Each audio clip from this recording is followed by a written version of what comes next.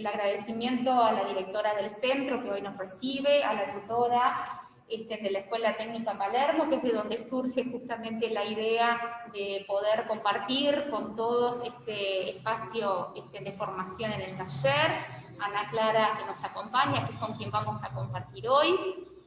Especialmente felicitar a todos los que están presentes vía Zoom y a los que están aquí, porque en este momento del año, en esta hora del día, realmente es el interés por la temática que hoy nos convoca, la preocupación por formarnos, por poder compartir estos espacios de encuentro, a pesar del cansancio que uno trae del día y del año, entonces se valora especialmente la presencia de todos, ¿sí? Le doy la palabra a la directora que nos recibe. Bueno, simplemente agradecerles a todos, a las profesoras que están presentes de la Escuela Palermo, a las personas que vinieron a dar el taller, a Ana Clara, a Micaela, que han trabajado todo el año de una forma excelente, apoyando a todos los noveles docentes, y a la coordinadora, Marta Irigoyen, que es una alegría de volver a encontrarla. Muchas gracias porque realmente creo que los educadores tenemos el poder y la responsabilidad de trabajar en estos temas desde el aula. Me parece muy importante la temática, Clara. Muchas gracias por venir. Por favor, gracias a ustedes. Estos espacios que nosotros realizamos, ya había alguna gente que nos acompañan habitualmente, pero como siempre se renueva los docentes que participan de acuerdo a la temática.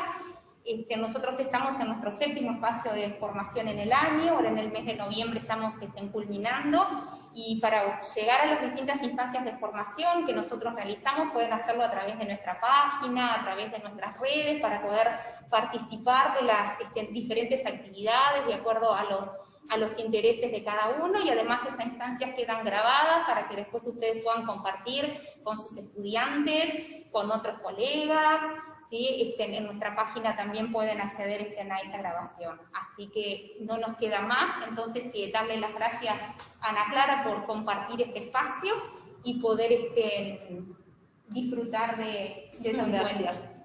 Gracias a todos. Bueno, mi nombre es Ana Clara Montero, yo soy licenciada en Trabajo Social. Mi ejercicio de la profesión se da en el área de la salud. Trabajo en la salud pública en el Hospital de Clínicas, Hospital Universitario, y aparte trabajo en una mutualista privada en la cual formo parte del equipo especializado de violencia basada en género y generaciones. Bueno, lo que nos convoca el día de hoy es poder trabajar un poco la temática en líneas generales, y específicamente lo que tiene que ver con la educación y el nivel de educación media. Me parece importante iniciar claramente planteando, ¿no?, qué es la violencia, la cual se entiende como el ejercicio de poder de una persona sobre la otra a través del uso de la fuerza, sea física, verbal o psicológica, y este tipo de sometimiento siempre genera daño, ¿no? Lo primero que es importante tener en cuenta es que la violencia siempre va a generar daño sobre el otro y siempre va a haber una persona que sea el que utiliza la fuerza. La violencia se puede ver en todas las edades, etnias, géneros, condiciones socioeconómicas, y tiene algo que ver como con la condición humana cuando se le asocia a la agresividad, ¿no?, que es una potencialidad que todos tenemos, que se asocia más como con esto animal. Bien distinto es cuando hablamos de violencia de género, pasa nomás si querés. Ahí está, que es importante entenderla con una mirada social, ¿no? La violencia basada en género se entiende como la agresión vinculada a la desigualdad, distribución de poder y a las relaciones asimétricas que se generan entre varones y mujeres en la sociedad, o sea que son comportamientos aprendidos y no que traemos con el nacimiento, ¿no? Perpetúan las desvalorizaciones de lo femenino y la subordinación a lo masculino. Y esto responde al sistema de jerarquías de la cultura patriarcal. Me parece bien importante traer como la definición de qué es la violencia y qué es la violencia de género, dado que una se une más a lo animal, ¿no? O a algo que puede pasar entre todos los seres humanos, y esta es bien específica del hombre hacia la mujer, en una cultura que entiende que estamos en una relación donde existen diferencias de poder. Pasa nomás. Bueno, dentro del marco jurídico, la ley 17.514 es la que se crea en 2002, es la primera ley que tenemos, y que plantea que la violencia doméstica, llamada en aquel entonces, es una acción u omisión, directa o indirecta, que por cualquier medio menoscabe, limitando legítimamente el libre ejercicio del goce de los derechos humanos de una persona, causada por otra.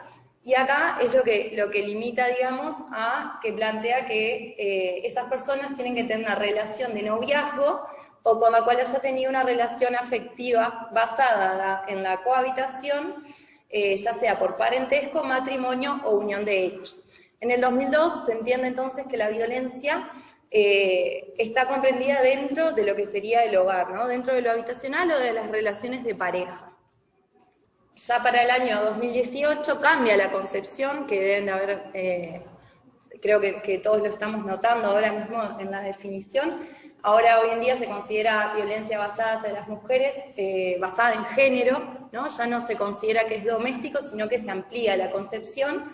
Y la ley 19.580, que es la que viene, ¿no?, como a avanzar en cuanto a derechos, plantea que el objetivo de la misma es garantizar el goce de los derechos de las mujeres, ¿no?, a una vida libre de violencia de género. Acá se amplía y se comprende a todas las mujeres de todas las edades, mujeres trans, de distintas orientaciones sexuales, condiciones socioeconómicas, pertenencia territorial, creencias, culturas y lo étnico-racial, ¿no? También engloba lo que es la situación de discapacidad y no se discrimina ninguna forma. Trae esta ley también ahora, ¿no?, como nuevo, que se establecen mecanismos, medidas y políticas integrales de prevención, atención, protección, sanación y reparación. Lo que nos viene a traer esta nueva ley es como una ampliación en el cual la violencia de género se puede ver en todas las relaciones de varones y mujeres donde haya una relación asimétrica y una distinción de poder, y no es únicamente dentro de la casa, ¿no? La violencia de género se puede ver en el trabajo, se puede ver en el centro educativo o en cualquier relación entre hombres y mujeres. Y existen 4 tipos de violencia definidos, que no significa que se den unos u otros, sino que por lo general se mezclan y se dan todos a la vez, por lo general.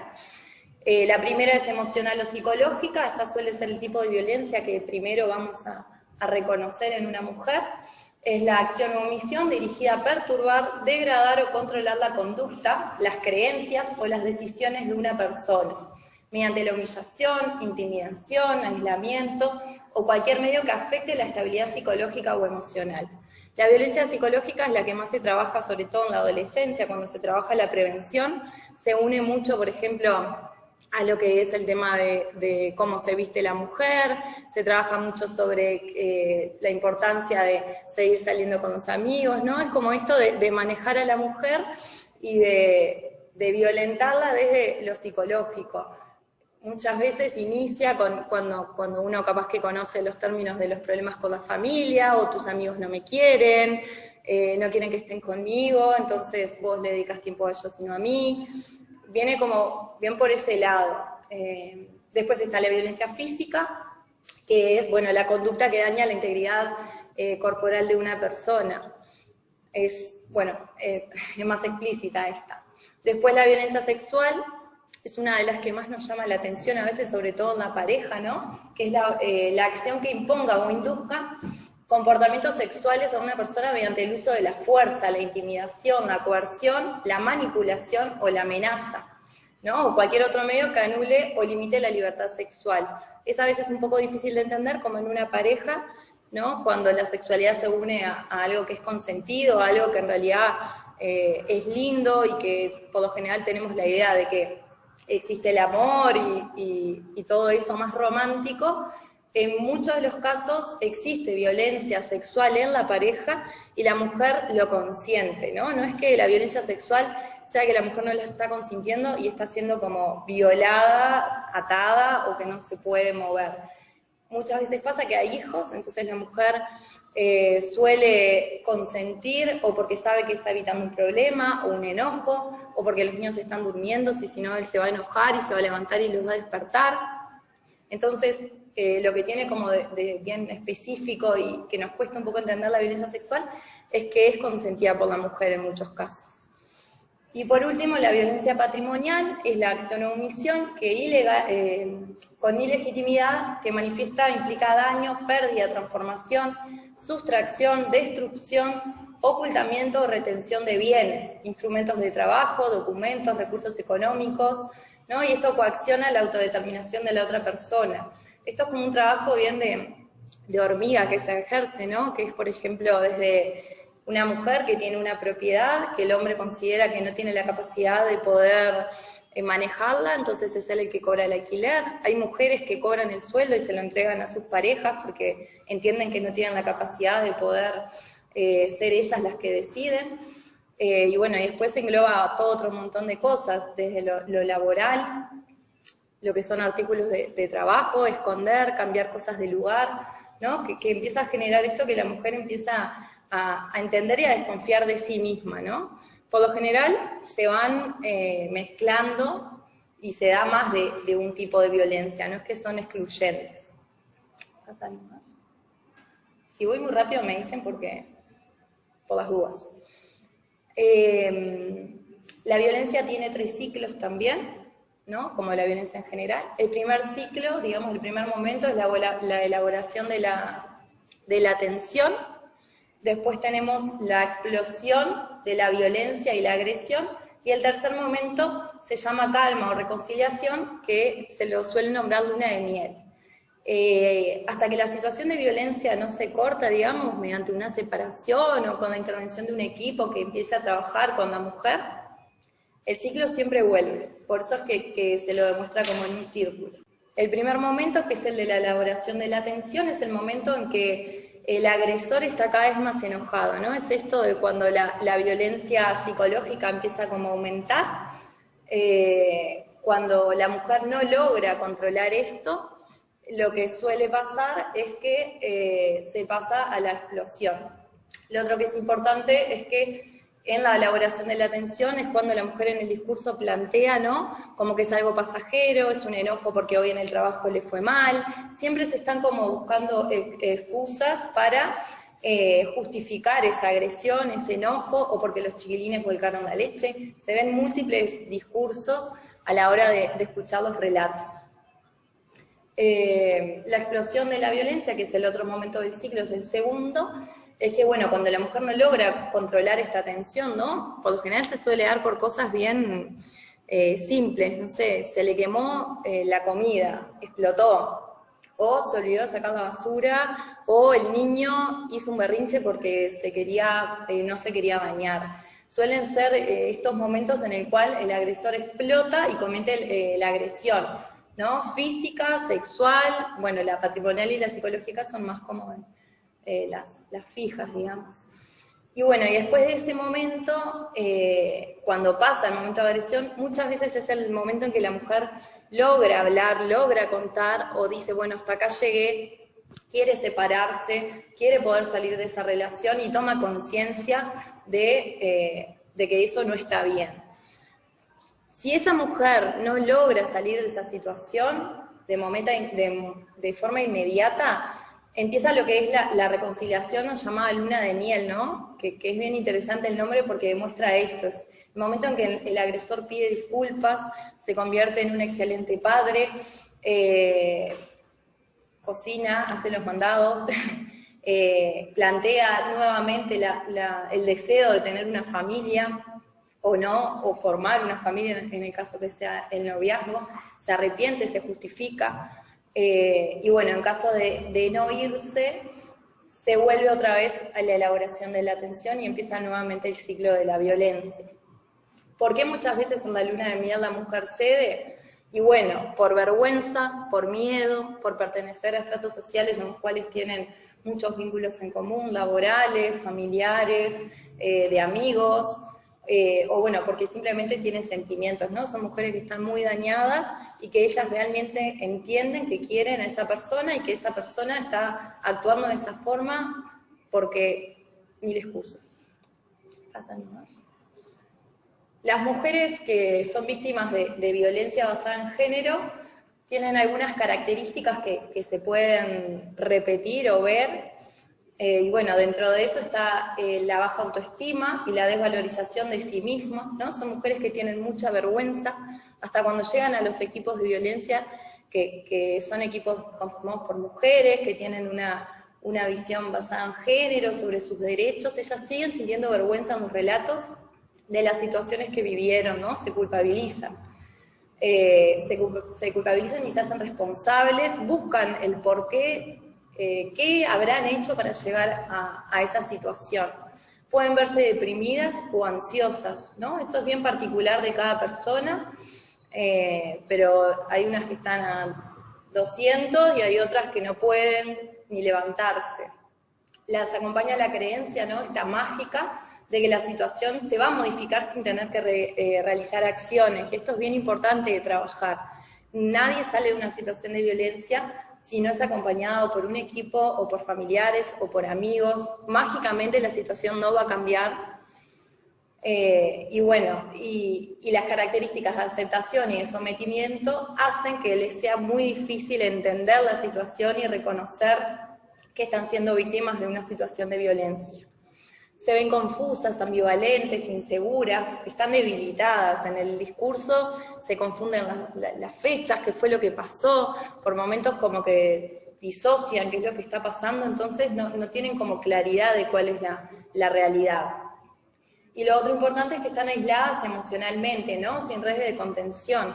Lo que hace la violencia psicológica, esto de generar problemas con los amigos, con las familias, hacen que las mujeres se empiecen a alejar. Cuando existe violencia patrimonial, por ejemplo, del uso de donde cobran los sueldos y se los entregan, o no pueden manejar sus propias redes, hacen que tampoco tengan forma de salir, de escapar, de relacionarse con otras personas. En muchos casos no trabajan, no estudian, entonces se van quedando encerradas en la casa, siendo él el hombre que es el mundo para ellas. Y claro, es muy difícil salir después cuando no tenemos de dónde agarrarnos. Y bueno, después me pareció bien interesante, estuve estudiando un poco el protocolo de la enseñanza media, ¿no? Como para saber un poco desde el aula, desde el centro educativo, cómo pueden ustedes actuar, ¿no? Qué es lo que recomienda el protocolo, y cómo pueden aportar a esta temática tan interesante y que nos afecta tanto. Bueno, lo que plantea la educación media es que construir una propuesta es lo que busca, digamos, educativa, que promueva los derechos de los adolescentes, ¿no? Constituye un desafío que requiere de un equipo que tenga presente en primer lugar a los alumnos y sus familias, que considere su realidad particular y única y su contexto social. Es bien importante entender, ¿no? Que cada alumno va a tener una realidad, cada alumno va a tener una historia de vida y va a venir de un contexto social que puede ser similar o puede ser totalmente distinto. Y bueno, para ustedes, ¿no? Como educadores o como trabajadores de la educación media que tienen relación con los estudiantes, las estudiantes, es importante asegurar la privacidad y la confidencialidad. Ante una situación donde una alumna puede relatar un hecho, o hay indicadores, por ejemplo, si ustedes están trabajando y ven una alumna golpeada, ¿no? Es importante asegurar la privacidad de esa charla. Si yo la veo a ella que vino golpeada, capaz que no corresponde que yo le pregunte delante de los compañeros qué fue lo que te pasó, sino poder asegurar, capaz después de que termine la clase o salir un momento, un lugar en el cual se pueda sentir contenida y se le pueda plantear esto de la confidencialidad, ¿no? Que existe un espacio, que existe una institución que la va a escuchar, que la va a acompañar y que le va a creer. La escucha tiene que ser activa, tiene que ser empática, sin juzgar las acciones realizadas o no realizadas.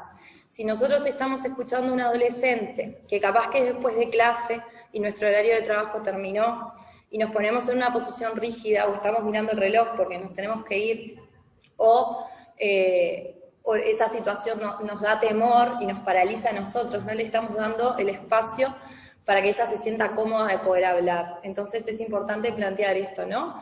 Que está en un lugar de confianza, que está en una institución que la va a apoyar y que la va a poder acompañar en ese proceso. si así lo desee. Después también está un poquito la diferencia entre las mayores o menores de edad, que sé también que trabajan con todas las edades, digamos, ¿no? Es importante no desconfiar ni responsabilizar, ya que realizarlo genera la revictimización, ¿no? En el discurso uno tiene que intentar ser lo menos, opinar lo menos posible, ¿no? Como de por qué hiciste eso, y por qué no te fuiste, y por qué seguís de novia.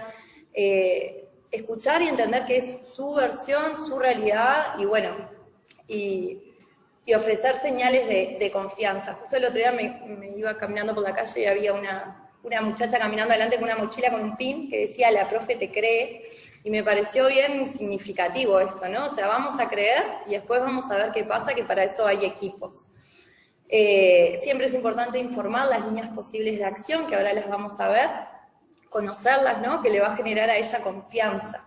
Y bueno, y en caso de tener dudas o algo, quedar a disposición, se averigua, se consulta y se da seguimiento. Es importante acompañar, no involucrarse al punto de actuar por ella, sino con ella. A veces nos pasa que en esta ansiedad, ¿no? de que nos llega la situación, capaz que planificamos toda una estrategia que es nuestra estrategia, pero no es la estrategia de esa mujer o de esa adolescente. Entonces hay que tener en cuenta la visión que tiene. En todos los casos, y más cuando son menores de edad, hay que indagar sobre la red de soporte psicosocial que tiene. En caso de que lo permita, siempre es importante contactar al referente, puede ser una amiga, puede ser la mamá si la situación de violencia es con la pareja, o quien ella considere de confianza. Cuando se da una situación de violencia que se plantea en el aula o en el centro educativo, está bueno poder trabajar o que alguien la venga a buscar, depende cómo se sienta, capaz que está bien, capaz que no, pero bueno, brindarle esa posibilidad de que el centro contacte a alguien que la pueda venir a contener también. Y esto es como bien central en todas las áreas y acá más que nada, ¿no? Tener en cuenta que puede ser la única escucha y la única vez. Si nosotros nos paramos frente a esa mujer o a esa chiquilina, sobre todo cuando son menores, ¿no? Y no ponemos todas estas características, la escucha activa, si no somos empáticos, si no somos receptivos a cuál es su demanda y qué es lo que ella plantea, puede ser que no lo vuelva a plantear más. Si la vemos golpeada y le preguntamos en el aula qué te pasó, seguramente no lo cuente. Entonces, bueno, esto es algo como me parece bien importante. Y no olvidar, ¿no? Siempre que las mujeres no suelen percibirse en una situación de violencia. Muchas veces entienden que están en una situación de violencia cuando se empieza a trabajar y cuando pasa el tiempo. Bueno, el protocolo plantea, ¿no?, que quien identifica la situación no es responsable de buscar una solución. No es que, como decía anteriormente, no es que uno se va a hacer cargo de esa situación y la va a solucionar. Pero sí tiene que pensar y acompañar el diseño y la estrategia de intervención, ¿no?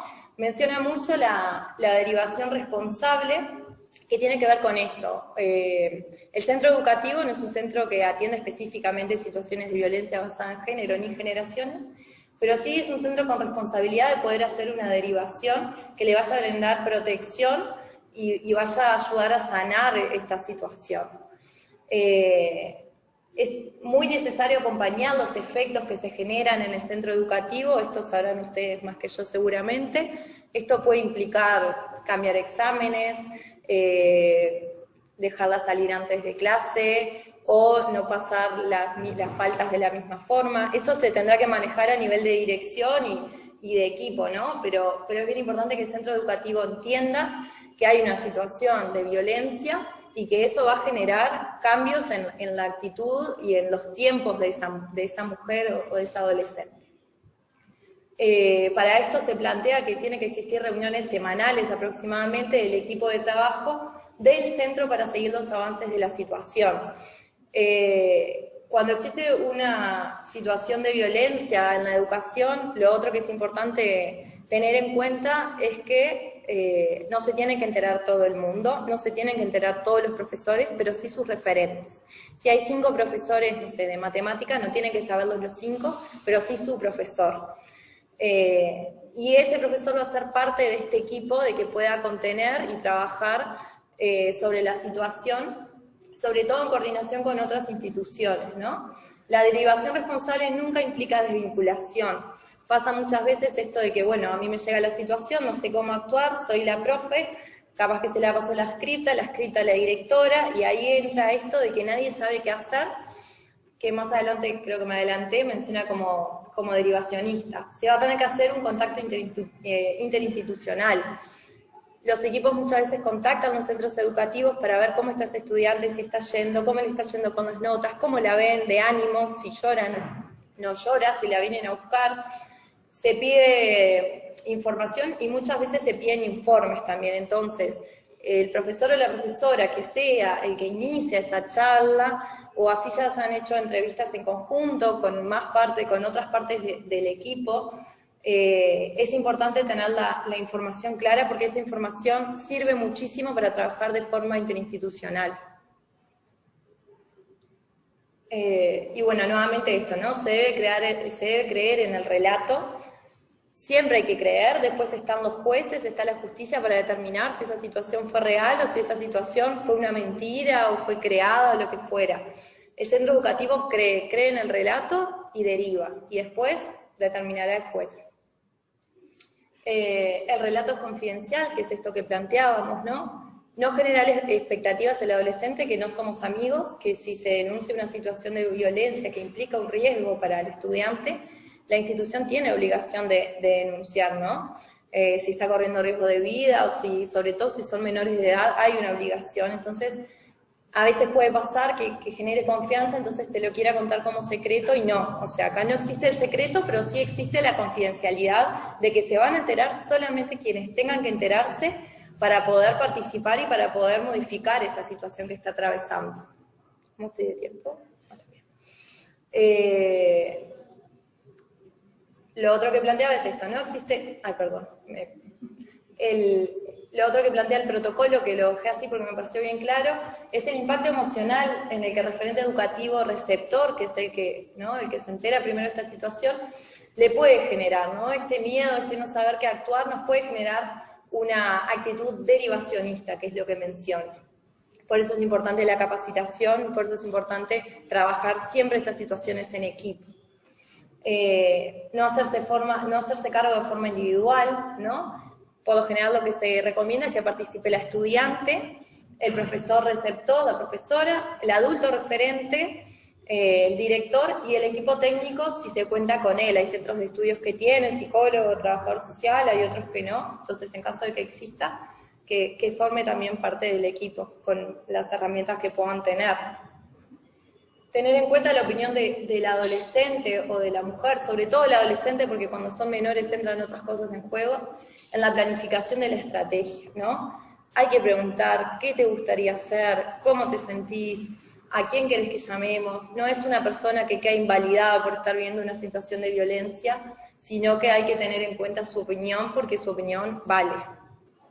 Y bueno, el adulto referente es esto que mencionamos cuando son menores de edad más que nada. Para definirlo es imprescindible la intervención del adolescente. Hay que tener recaudos en la elección de la persona, ¿no? Hay que evitar seleccionar al agresor o una persona que no pueda sostener la situación. Puede pasar y ha pasado de situaciones donde la adolescente, por ejemplo, plantee que tiene una situación de violencia con su padre y el centro educativo, capaz que con la mejor intención, llame a ese padre a preguntar qué es lo que está pasando en casa. De esa forma estamos exponiendo al adolescente que cuando vuelva pueda sufrir peores castigos. Tampoco podemos seleccionar a una persona que no pueda sostener la situación. Si es una menor que, por ejemplo, plantea un abuso por parte de su padre, y nosotros llamamos a la abuela materna, que capaz que es mayor de edad,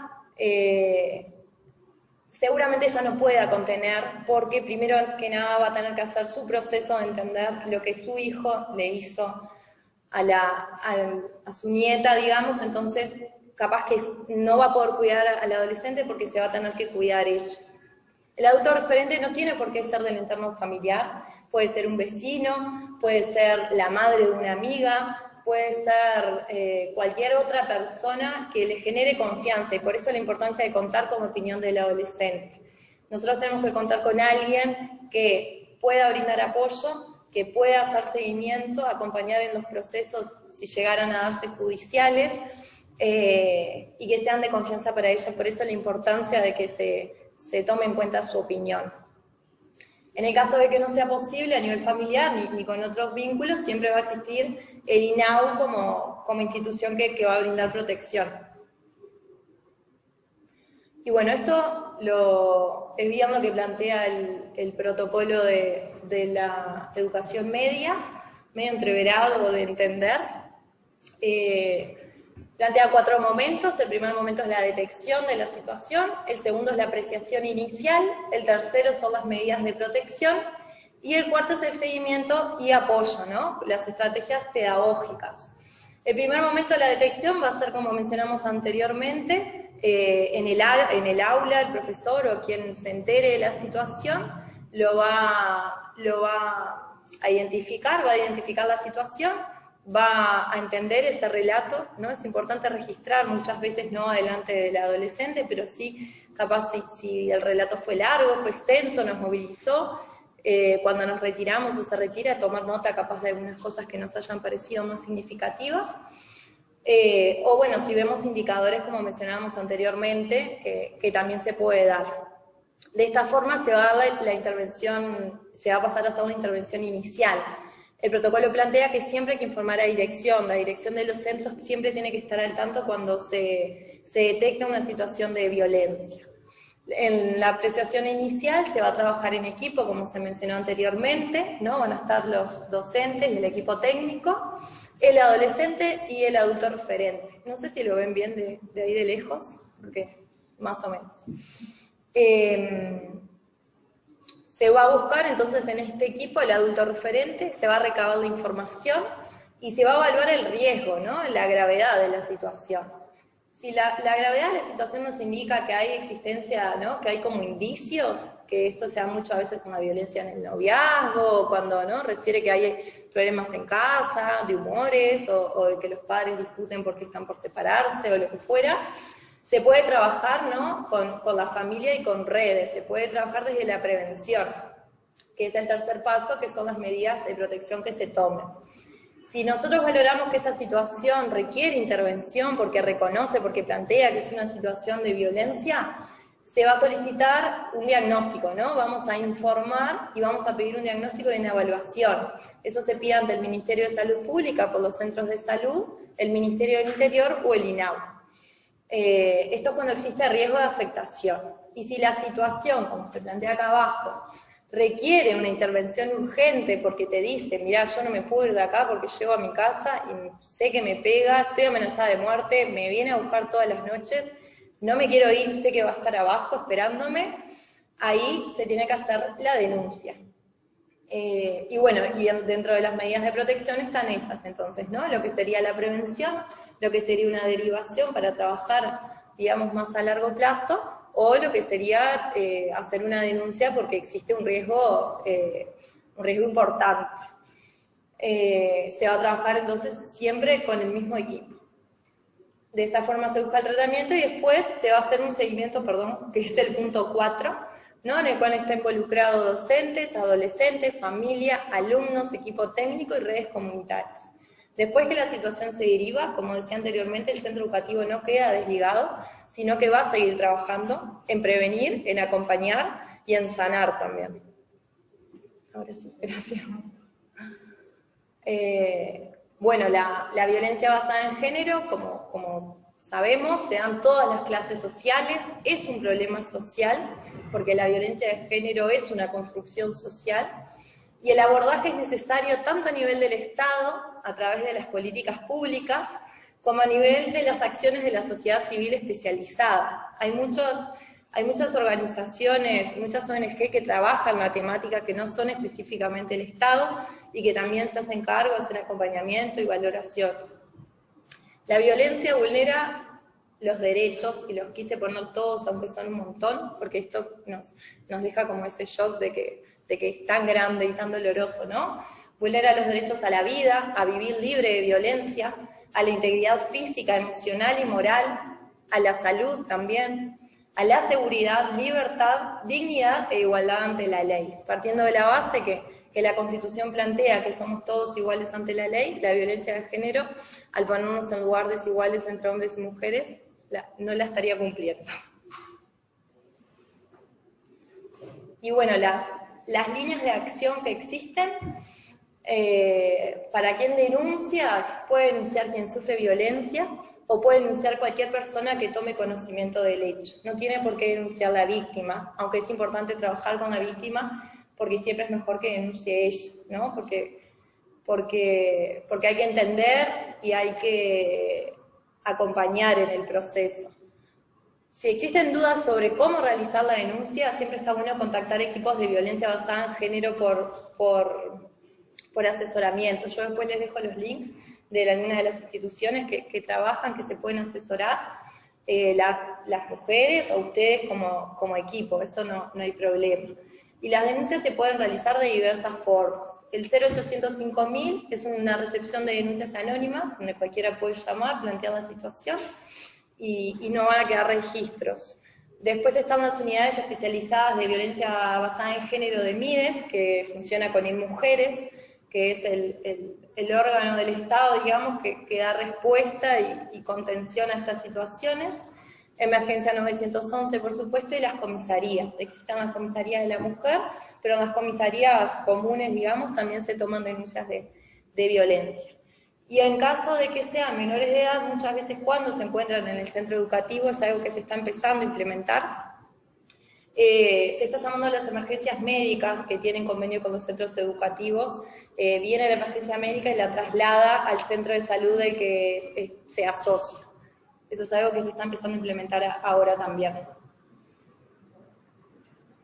Pasamos. Y bueno, cuando se hace una denuncia de violencia basada en género, ¿no? Luego de realizada, después lo primero que hace siempre es adoptar medidas de protección. Por lo general, las medidas de protección son de restricción de acercamiento, ¿no? Cuando una mujer denuncia, lo primero que va a hacer es poner una cautelar, que no se puede acercar, y bueno, después se cita audiencia y se escucha las dos partes, ¿no? Después de tener los dos discursos, si encuadra en una situación de violencia, va a aumentar estas medidas según el riesgo. Existen las tobilleras, cuando no hay tobilleras porque son escasas, lamentablemente, porque son pocas y porque hay muchas situaciones de violencias graves, se ponen móviles policiales en las casas de las mujeres, que en caso de salir las acompañan, y eso puede pasar también. Pueden tener alumnas que tengan tobillera, pueden tener alumnas que tengan que concurrir al centro educativo con el policía. Es importante saber si una alumna tiene tobillera o tiene medidas de restricción, porque hay que maximizar los cuidados, sobre todo a la entrada de que el agresor no pueda acercarse. Por eso es importante trabajarlo, porque si la mujer llegara a no avisar, se puede desconocer y puede llegar a ser grave, teniendo en cuenta que son muchísimos los hombres que no cumplen con las órdenes de alejamiento, más de lo que parece, de lo que tendría que ser. Y bueno, y ante el incumplimiento, que igual no vuelvas a pensar, ante el incumplimiento la víctima siempre debe comunicarlo, ¿no? Hay muchas mujeres con tobillera que le suena porque pasó por la puerta de la casa, hay que llamar y denunciar, la busca por Facebook, hay que llamar y denunciar.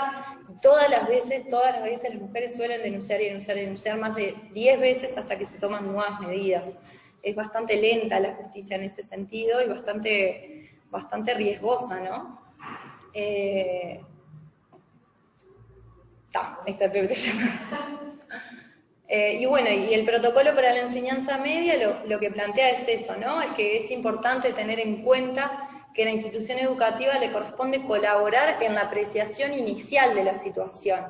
Van a actuar bien los trabajadores de los centros educativos cuando hagan esa captación de la situación y cuando hagan una derivación a un equipo o le recomienden a esa mujer cuáles son los organismos que pueden trabajar con ella, pero siempre para tranquilidad de ustedes y para entender también hasta dónde intervenir. Es importante saber que la instancia de diagnóstico la realizará el equipo técnico de salud de la comunidad o del Poder Judicial.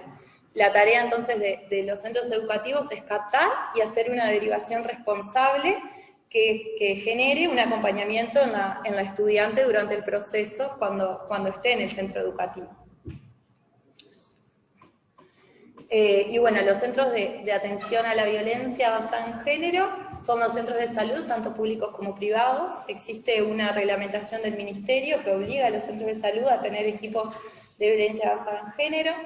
Los mismos están integrados por lo general por psicóloga y trabajadora social. Y bueno, y también muchas veces en los equipos también son conformados por doctoras y personal de enfermería. También pueden encontrar, pero por lo general lo que siempre existe es el equipo de psicólogo y trabajador social. También está la unidad especializada de violencia doméstica y de género del MIDES, que es esto que planteábamos, ¿no? Hacen asesoramiento y acompañamiento psicosocial y legal, esto es bien importante.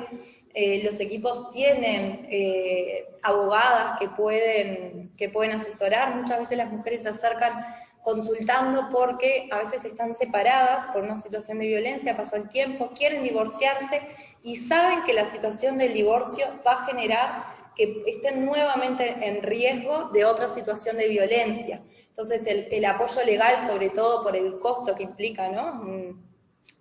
Costear el asesoramiento de un abogado y por los riesgos, los abogados son bien importantes en los equipos de violencia también. La Comuna Mujer, que es parte de la Intendencia de Montevideo específicamente, también tiene grupos de autoayuda, asesoramiento y acompañamiento, también psicosocial y jurídico, esto es en el marco de Montevideo. Y bueno, existen después los servicios de orientación y apoyo a mujeres en situación de violencia, ese es el de InMujeres, que es el 0800 4141 o asterisco 4141 desde celulares. Es gratuito y es confidencial también, es anónimo. Esto está bueno saberlo porque no queda la llamada registrada en el teléfono ni en la factura de Antel. Parte de la violencia que genera este control, que a veces le es difícil entender, llega a lugares insospechados. Entonces que sea confidencial y que no quede en registro genera una seguridad para la mujer. Pueden consultar ustedes también a ese teléfono si tienen dudas de cómo actuar o cómo asesorar, también son súper dispuestos y trabajan muy bien. Y acá les dejé el link después porque les voy a dejar el PPT, ahí entran, les aparece el mapita de Montevideo y el MIDES del territorio nacional y aparecen todos los equipos en territorio. Bueno, muchas gracias.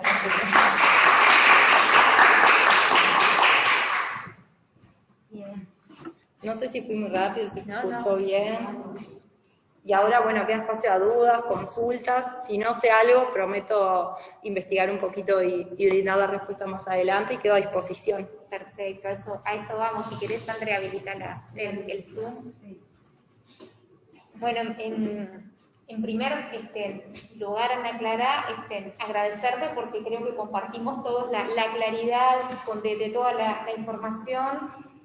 Por un lado, me parece fundamental el recorrido que hiciste por los aspectos formales, ¿verdad? El protocolo de intervención en educación media, los pasos y las líneas de acción para la denuncia, los centros de atención, pero destaco totalmente también la mirada más allá de la información formal del comienzo, cuando tú hablabas de la empatía que muchas veces tenemos los educadores cuando se nos presentan estas circunstancias, como muchas veces nuestros estudiantes confían en nosotros como educadores para justamente, entre comillas, denunciar, si bien hay líneas de acción para hacerlo, pero nosotros somos esa primer línea que justamente ellos se animan. Entonces, me pareció muy bueno cuando planteabas lo que llamás pautas para la escucha, ¿no? Eso de que muchas veces ellos sienten que no solamente disponemos nuestro físico para estar presente, eso de no estar mirando el reloj, sino de la empatía, de la escucha, lo importante que los educadores tenemos que concientizar,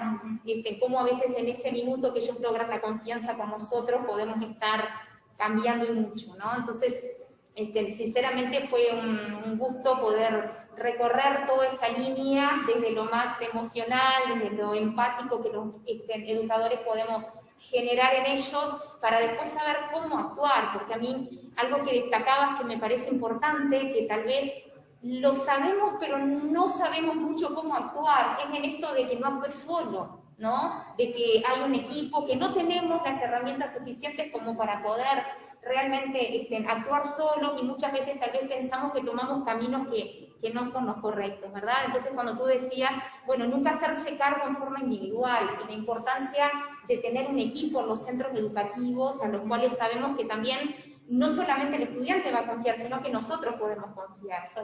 Bien, entonces me parece fundamental porque, como decíamos al principio, ¿no? Algunos de los que se han unido en el trayecto, la importancia que los educadores tenemos en cómo podemos ser claves justamente en poder movilizar en estos temas también a otros colegas para realmente interiorizarnos de la temática, ¿verdad?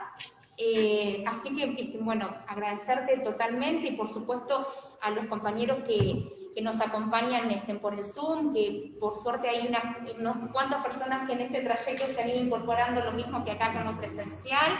Como Ana Clara le decía, estar abierta a consultas, a preguntas, a la medida que ella pueda responder, y si no, obviamente a través de nosotros luego vamos a poder llegar la información. También aprovecho a decir una cuestión más informal, pero que ustedes quienes están participando en vía Zoom se les va a hacer llegar la constancia de participación, y por lo tanto quienes no figuren con su nombre, está bueno que lo hagan saber al chat, que solamente no lo vemos acá, solamente lo recibe la compañera. Y también eso es importante, y junto a esa constancia vamos a enviar el PPT que ella ha preparado para nosotros para que todos lo puedan compartir, ¿sí? O sea que abrimos las dudas y comentarios y consultas que ustedes quieran realizarle a Ana Clara. Por ejemplo, si es un alumno que en realidad directamente él no está siendo violentado, sino que tal vez es a su mamá o es en su familia, también hay ese tipo de, o sea, también se sigue el mismo protocolo, también se hace como un seguimiento en ese caso de que es violencia también hacia él. No sé si querés esperar, ahí está. Organicemos el... Bueno, sí, en realidad, hace un calor acá.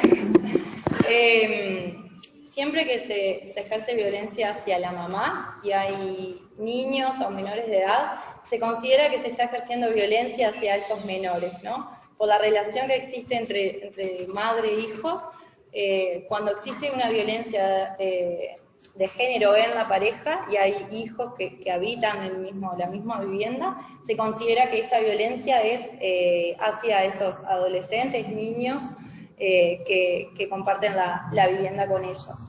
En esos casos lo que se puede hacer es, por ejemplo, una reunión con la madre, del centro educativo, de los referentes, plantear la situación que su hijo o hija trae. Y bueno, y por eso está bueno que yo les dejaba los centros de atención gratuita del Estado que existen. Muchas de las veces lo que se puede llegar a hacer es como asesorar. Claramente la institución no tendría que trabajar la situación en sí misma, pero sí se puede recomendar, se puede derivar, se puede acercar información que muchas veces es bienvenida porque quedan tan por fuera del sistema que a veces ni siquiera saben que existe o cómo funciona. Y en caso de que, por ejemplo, sea violencia hacia su madre y el alumno o la alumna participe de las actividades y concurra a clase, sí se puede hacer un seguimiento de cómo está la cosa en casa, de estar a disposición, y bueno, y después se irá tomando a consideración esto de lo que ustedes puedan ver, que yo siempre me parece bien importante como a nivel educativo, ¿no? De las limitaciones que puede tener, de los cambios en la conducta, si depende de la edad, a veces cuando son más chicos, los comportamientos, o bueno, sobre todo eso, acompañar en el proceso y contener dentro de las posibilidades que existen, derivando los equipos en territorio para que puedan intervenir. Agradecen que se haya tocado este tema. Es una alegría para mí que se pueda hablar esto también. Y una cosita nada más, que era lo que traía, no me acuerdo, tú. Son muchísimas las denuncias que llegan de los centros educativos. Fue algo que disminuyó durante la pandemia por la falta de concurrencia, y es algo que se está viendo que está aumentando ahora. Los centros educativos, los profesores, los adscritos, los directores, son personas que generan mucha confianza en los alumnos los alumnos pasan muchas horas, todos los que estudiamos pasamos muchas horas en los centros educativos, y suelen ser figuras de confianza, suelen ser figuras que sienten que los van a proteger porque les enseñan, ¿no? Por más que a veces se enojen o puedan ser más queridos o menos queridos, ellos entienden que son personas que les hacen bien. Entonces, los centros educativos son lugares donde se recepcionan muchas situaciones, donde se capta muchísimo por el comportamiento, por los cambios, por todos los indicadores que hay, y son los centros educativos lugares que realizan muchas denuncias y es bien importante. Entonces, también como reconocer eso a los equipos y valorar, ¿no? Porque a veces hay miedo también de por medio, y enfrentarlo es bien valioso. Así que nada, para mí súper agradecida de poder trabajar la temática acá también. Pregunta, creo que es algo parecido a lo que estaba planteando Micaela. Y cuando hay violencia intrafamiliar entre hermanos menores, ¿se convoca a sus referentes? No sé si hace referencia. ¿Entre hermanos? Sí. Si es violencia entre los hermanos, y por lo general cuando existe violencia entre los hermanos, los referentes, si no están al tanto, se puede escuchar, como decíamos, buscar este referente. Si el adolescente plantea que tiene una situación de violencia, o por ejemplo de abuso con su hermana, y refiere que sus padres, ella ya contó, ya hizo referencia a la situación, y no le creen, por ejemplo, muchas veces los padres no pueden creer, que es algo también, ¿no?, que a veces uno como que juzga, pero es muy difícil. Las mamás por lo general, siempre cuando, sobre todo en las situaciones de abuso, plantean esto de: vengo queriendo escuchar que esto es una mentira, o sea, quiero que mi hija esté mintiendo, por favor, porque no le puede estar pasando esto, porque esto no puede ser verdad, porque es tanto el daño que causa que es muy, muy difícil entenderlo. Entonces yo creo que en ese caso lo importante es escuchar a este adolescente que plantee la situación y buscar su referente, ¿no? ¿Quién plantea? Si es a sus padres, puede ser una tía, una abuela. Se puede denunciar sin que existan padres ni familiares, ¿no? El adolescente puede denunciar sola, puede denunciar con una tía, con una abuela, que se haga el curso de lo legal y recién ahí, cuando existan las medidas de protección, se enteren los padres. No sé si responde un poco, pero creo que vamos que nada por el lado de buscar este referente adulto. Después preguntan si pueden compartir el PPT con otros compañeros. Sí, eso, nada hay problema. Agradecida de estar acá y que se pueda difundir a cuantos más, mejor. Ya veo que son un montón. Sí. Y de todo el país. Eso me ponía un poco nervioso, ya está. Está bueno porque se necesita. Por supuesto, el interior a veces está medio complicado también en cuanto a cantidad de equipos y de atención. Pero ese teléfono, yo en alguna oportunidad he llamado al 4141, porque eso es real, en las instituciones educativas uno a veces llega a un grado de confianza que logra acceder a una información de los estudiantes que a veces realmente está muy secreto, muy cerrado, ¿no? Hay mucha vergüenza.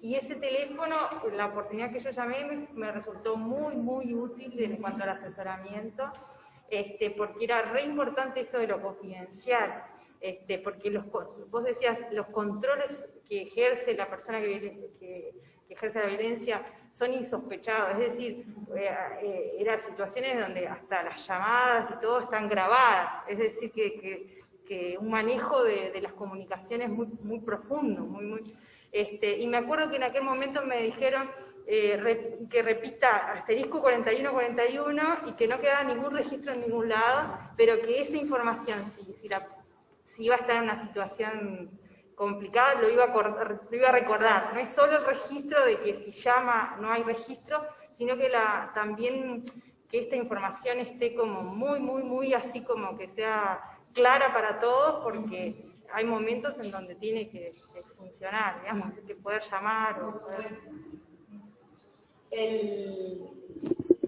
El equipo de violencia del asterisco 4141 trabaja muy bien, pero también es importante entender que ante una situación de riesgo de vida, de estar con el agresor en el domicilio, el único que va a accionar de forma inmediata es la policía, es el 911. Por más que existan equipos que hagan seguimiento o de la mutualista o de salud pública o de los equipos de territorio, ONG, etcétera, el único que tiene la posibilidad de actuar en el momento para evitar el riesgo de vida, más que nada, es la policía mediante el 911. Eso es bien importante tenerlo en cuenta también. No veo quién es. Mi nombre es Jimena. Jimena, sí, te estoy viendo. Bien. Cuando en una institución, cuando la víctima corre peligro, ¿no? Su vida y eso, de acuerdo a lo último que dijeron, ¿el liceo puede en sí llamar a 911 o tiene que llamar primero a un referente de la casa o cómo es? Cuando se tiene que actuar en riesgo. Ahí está. En realidad sí.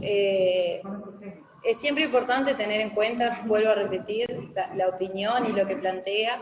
Si está existiendo riesgo de vida, de que plantea no puedo volver a mi casa, no, me va a pasar algo, estoy amenazada, me va a venir a buscar,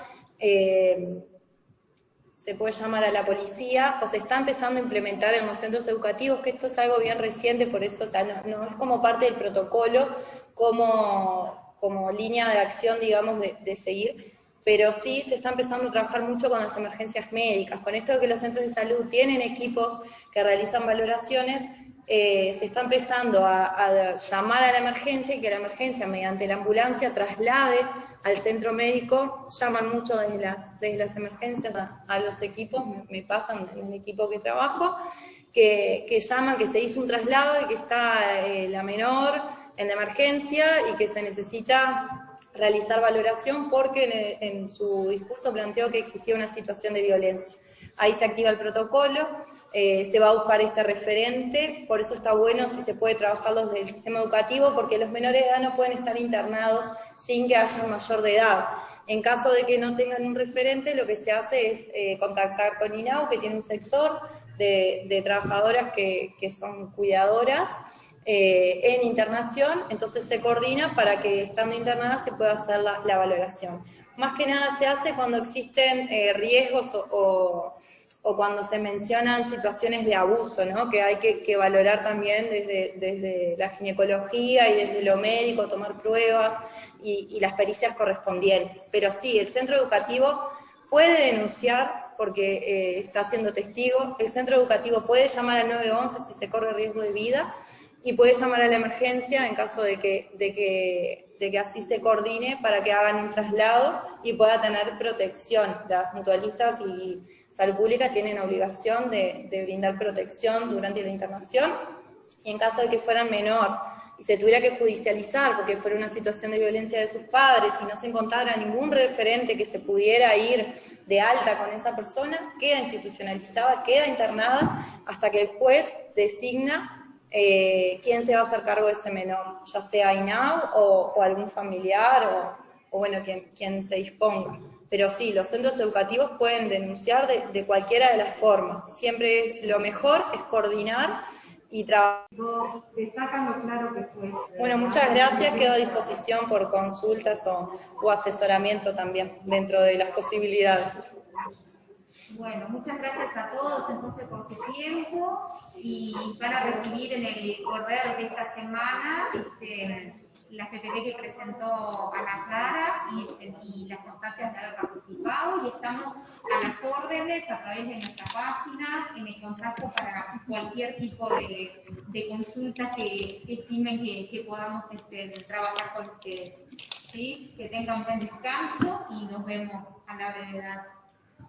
Bueno, muchas gracias. Gracias a ustedes.